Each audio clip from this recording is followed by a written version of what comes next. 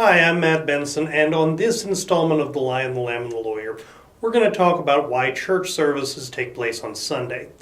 If you look through the early part of Genesis, it's fairly clear that the Lord rested on the seventh day, which falls on a Saturday.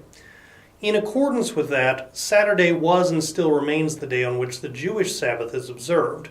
Christianity was born out of the Jewish tradition, but most churches have given up on using Saturday for their services, and today we're going to talk about why.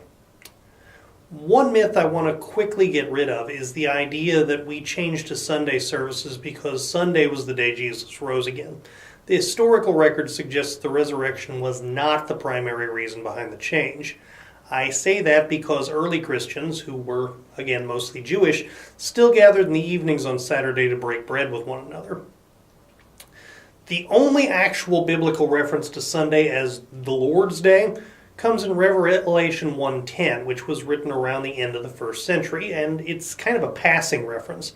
John says he was in the Spirit on the Lord's Day, but he doesn't say he was in church or anything like that. The move to Sunday appears to have occurred gradually and appears to have been driven largely by the inclusion of Gentiles, meaning people who were not Jewish, into the faith.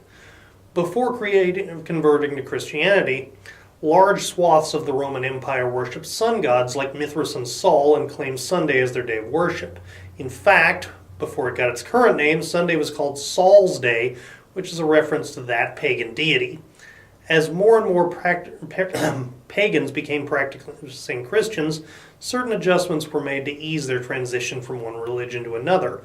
One of those allowances was to allow them to worship on Sunday instead of making them switch over to Saturday to observe the Sabbath with their Jewish brethren. Sunday worship became a lot easier when the Roman Emperor Constantine issued a decree in 321 declaring Sunday to be a day of rest. Sunday was cemented as the primary day of Christian worship by the Council of Laodicea, which was a group of about 30 clerics gathering in Asia Minor around 364 AD. One of the issues being confronted by the council were groups of Christians still clinging to the strictures of the old Jewish law, which, if we're being honest, is still occasionally an issue today. In an attempt to separate themselves from the Jewish tradition, the council advocated using Sunday, which they reaffirmed as the Lord's Day, as their day of rest rather than Saturday, the traditional Jewish Sabbath.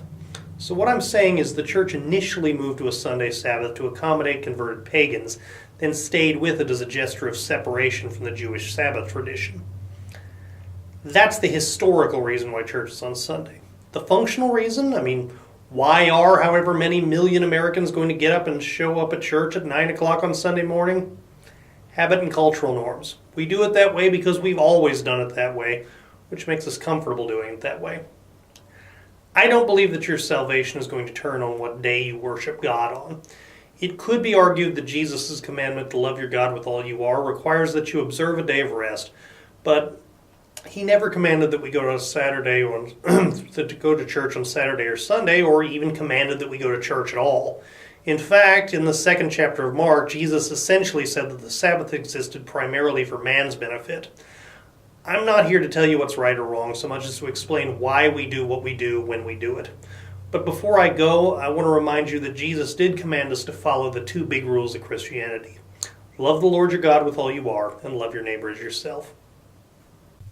I started this project because if we don't know why we believe, we don't really know what we believe. If you like this video, please consider sharing it with your friends.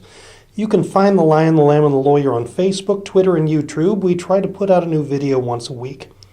Thank you for giving me a few minutes of your time. I hope you got something out of it.